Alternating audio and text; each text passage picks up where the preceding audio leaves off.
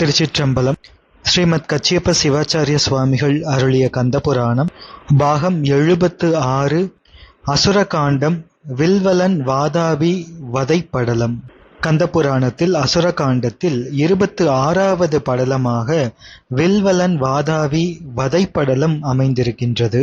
அகஸ்திய முனிவர் விந்தியமலையின் கர்வத்தை அடக்கி தென் திசை நோக்கி பொதிகை மலை நோக்கி எழுந்தருளி வரும் பொழுது மேற்கு நாடு வந்து சேருகின்றார். அங்கே வில்வலன் வாதாபி இருவரும் இருக்கின்ற அந்த இடம்.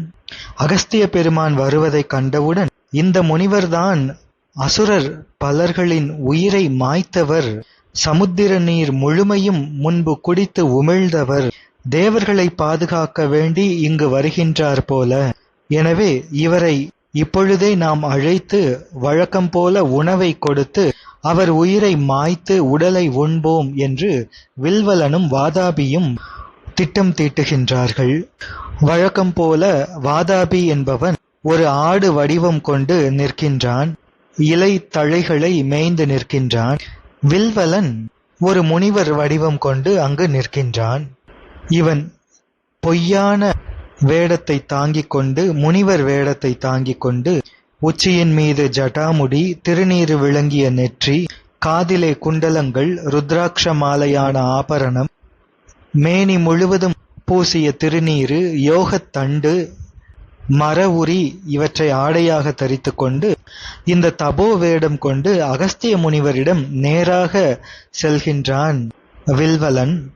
வெளியே அழகிய முனிவர் வடிவம் கொண்டு, ஆனால் உள்ளத்திலே வஞ்சனையும் கொண்டு, காஞ்சீரை பழம் என்று ஒரு பழம் இருக்கின்றது. அது வெளியே சிவப்பாக அழகாக இருக்கும், ஆனால் உள்ளே நஞ்சு அதை வைத்திருக்கும். அத்தகைய காஞ்சீரை பழம் போல கருவிய மனத்துடன் அகஸ்திய முனிவரிடம் நேராகச் சென்று வன்மையுடைய தமிழை தந்த அகத்திய முனிவரை போற்றுகின்றான், வணங்குகின்றான், அஞ்சலி செய்கின்றான். அகஸ்திய முனிவரை நோக்கி சொல்கின்றான், முனிவர் பிரானே, நீங்கள் வருவதற்காகத்தான் நான் இத்தனை நாள் வரையும் அரிய தவம் செய்தேன். என் தவம் நிறைவடையும்படி இன்று தாங்கள் வந்தீர்கள். இன்றுதான் நான் முனிவர் என்ற நிலையை பெற்றுக்கொண்டேன். எனது இருப்பிடம் இங்கேதான் இருக்கின்றது. அங்கு வந்து எனது இருப்பிடம் புனிதமாகும்படி தங்கள் பாதங்களை பணிகின்றேன் என்று கூறுகின்றான் முனிவர் வேடம் கொண்ட வில்வலன். அப்படி வில்வலன் வணங்கிக் கொண்டிருக்கும் பொழுதே அகஸ்திய முனிவர் வந்திருப்பவன் யார், அவன் இதற்கு முன்பு முனிவர்களுக்கு செய்த துரோகம் என்ன, இவற்றையெல்லாம் ஆராய்ச்சி செய்து கண்டுகொள்கின்றார். வில்வலனை நோக்கி, இணையில்லாத தவத்தில் மேம்பட்டவனே எழுவாயாக என்று கூறுகின்றார் அகஸ்திய முனிவர். மேலும் சொல்கின்றார், 48,000 முனிவர்கள், அவர்களிடம் கூட நீ கொண்டிருக்கின்ற குண இயல்பு ஒரு சிறிதளவு கூட அவர்களிடம் இல்லை. அப்படிப்பட்ட பெரிய தவவேடம் கொண்டிருக்கின்றாய். உன்னுடைய இருப்பிடம் எது, அங்கே நாம் வருவோம் என்று அகத்திய முனிவர் அருளுகின்றார். அகத்திய முனிவரை வில்வலன் பார்த்து, இதுதான் எனது இருப்பிடம் என்று அவரை அழைத்துச் சென்று விதிமுறைப்படி ஒரு சிம்ஹாசனத்தில் இருத்தி அகஸ்திய முனிவருடைய பாதங்களுக்கு பூஜனைகள் செய்கின்றான். பின்னர் சொல்கின்றான், எந்தை பிரானே, நானும் எங்களது குலத்தவர்களும் உய்வதற்காக தாங்கள் இன்று எழுந்தருளி வந்திருக்கின்றீர்கள். இந்த இருப்பிடத்தில் தங்கி நான் தருகின்ற உணவு அது வெந்து சிறு சாதம் என்றாலும் கூட அதனை தாங்கள் உண்டு எனக்கு தங்களினுடைய எச்சிலை, அந்த பரிகலத்தை எனக்கு தந்து உங்களது அந்த பிரசாதத்தை நான் உண்டு அருளும்படி தந்தருள வேண்டும் என்று சொல்கின்றான். சூரபத்மனின் மருமகனான வில்வலனின் வார்த்தையை கேட்ட அகஸ்திய முனிவர், அது மிகவும் நன்று, அன்பில் மிகுந்தவனே, நீ தருகின்ற பொருத்தமிக்க உணவினை நான் அருந்தி அதன்பின் செல்வது என்னுடைய கடமையாகும் என்று எத்தகைய தீமையையும் தீர்க்க வல்ல அகத்திய மாமுனிவர் சொல்கின்றார். அவர் தமிழ் என்ற சொற்களை அழகுடையதாக சொல்ல வல்லவர்.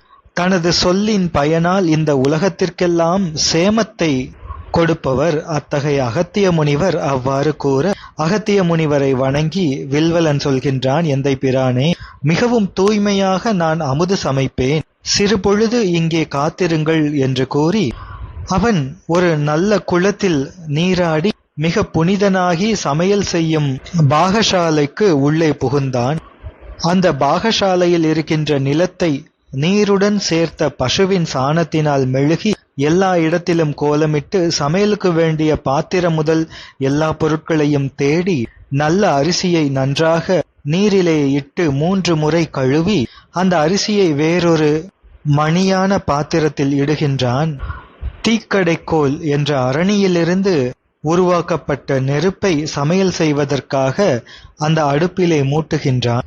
தேக்கும் அகிலும் சந்தனமுமாகிய விறகை எரியச் செய்து ஒரு செப்பு பாத்திரத்தில் செய்யப்பெற்ற உலையை அந்த அடுப்பிலே வைத்து கழுவிய வெள்ளை அரிசியை அதனுள் போட்டான்.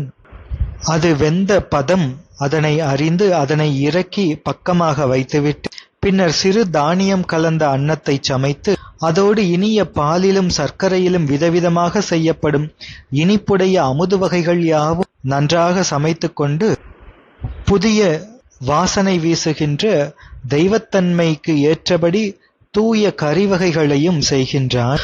பின்னர் ஆட்டுக்கடாவின் வடிவாகி நின்ற தன்னுடைய தம்பியை அகத்திய முனிவர் முன்னாக கொண்டு வந்து தன் வாளால் அந்த ஆட்டுக்கடாவை 2 துண்டாக வெட்டினான்.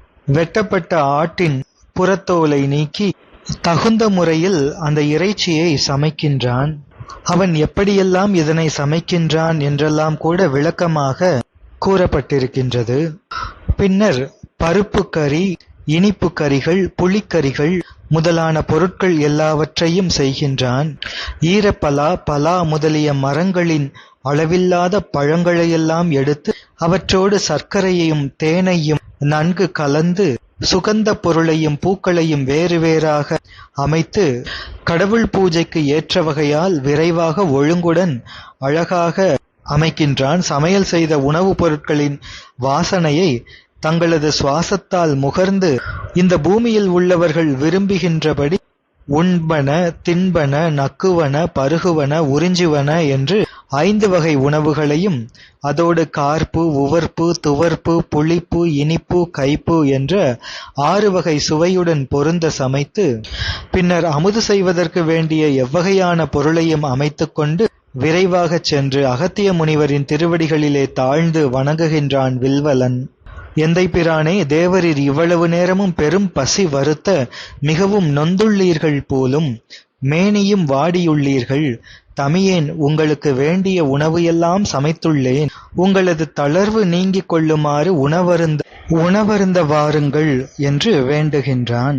சமையல் செய்கின்ற அந்த இடத்தில் அகஸ்திய முனிவரை அழைத்து கொண்டு சென்று ஒரு ஆசனத்தில் இருத்தி முகமன் பல கூறி வாசனை பொருந்திய சுத்தமான நீர், சந்தனம், புஷ்பம், தூபம், தீபம் இவற்றை எடுத்துக்கொண்டு ஆனால் அன்பு இல்லாமல் வஞ்சனையாக பூஜை செய்கின்றான். வெளிப்பார்வைக்காக மட்டும் பூஜை செய்து பின்னர் அன்னத்தை படைக்கத் தொடங்குகின்றான். தங்கத்தட்டு ஒன்றை வைத்து அதிலே வரிசையாக கிண்ணங்களை வைத்து நீரை விட்டு முறைப்படி கழுவி அகத்திய முனிவரது உள்ளம் குளிரும்படி அமுதம் போன்ற அன்ன வகைகள் எல்லாவற்றையும் படைத்து அதன் மேல் வெள்ளம் ஊற்றுவது போல வாசனை கலந்த நெய்யை ஊற்றினான். கரிவர்க்கம் படைக்க வேண்டிய முறையை உணர்ந்து முதலில் படைக்க வேண்டியதும் சத்துள்ளதுமான பருப்பு கறியை முதலிலும் பின்னர் ஆட்டு இறைச்சியின் கரிவர்க்கமும் அந்த அழகிய கிண்ணங்களிலே இட்டு இனிமை தருகின்ற பொருட்கள் எல்லாவற்றையும் கூடவே படைத்து மற்றைய பொருட்களையும் அங்கு வைத்து அகத்திய முனிவர் கையில் கமண்டலத்தில் இருக்கின்ற நீரை வார்க்கின்றான். அகத்திய முனிவர் மந்திர ஜபத்துடன் தன் முன்னே இருக்கின்ற அந்த உணவை 2 முறை அந்த நீரை சுற்றி பின்னர் 1 முறை ஆசமனம் செய்து 5 வாயுக்களுக்கும் ஆகுதி செய்து அதன் பின்னர் இருக்கின்ற காரியங்களையும் செய்து மிக விருப்பத்தோடு உணவை உண்டார். உணவு உண்டபின் மறுபடியும் வில்வலன் வாசனை கொண்ட நீரை கொண்டு வந்து கையில் கொடுக்க அந்த நீரை உண்டு எழுகின்ற அகஸ்திய முனிவர் தமது கையை கழுவுகின்றார். வில்வலன் கொடுக்கின்ற நீரை பலமுறை வாயில் கொண்டு கொப்பளித்து 3 முறை நீரை உட்கொண்டு வாயை ஈரம் நீங்க நன்றாக துடைத்து விதிமுறைகளை சிந்தித்து தொடவேண்டிய உறுப்புகள் எல்லாவற்றையும் தொட்டு அதோடு செய்ய வேண்டிய செய்கைகள் எல்லாவற்றையும் அங்கே செய்து பின்னர் அகத்திய முனிவர் வீற்றிருக்கும் பொழுது இப்பொழுது அந்த வில்வலன் பிரம்மதேவர் முன்பு கொடுத்த அந்த வரத்தை நினைத்து அதை பயன்படுத்த நினைக்கின்றான். அகத்திய முனிவரின் வயிற்றுக்கு உள்ளே ஆட்டிறைச்சியாக இருக்கின்ற தன்னுடைய தம்பியை, வாதாபியே வா, விரைவாக வருவாயாக என்று கூறுகின்றான். அதை கேட்டு அகத்திய முனிவரின் வயிற்றுக்கு உள்ளே இருக்கின்ற அந்த வாதாபியும் இதோ இப்பொழுதே இவருடைய வயிற்றை கிழித்து கொண்டு வருகின்றேன் என்று சொல்கின்றான். அகத்திய முனிவர் இவர்கள் இருவரும் செய்கின்ற அந்த மாயத்தினை, வஞ்சத்தினை தெரிந்து கொள்கின்றார்.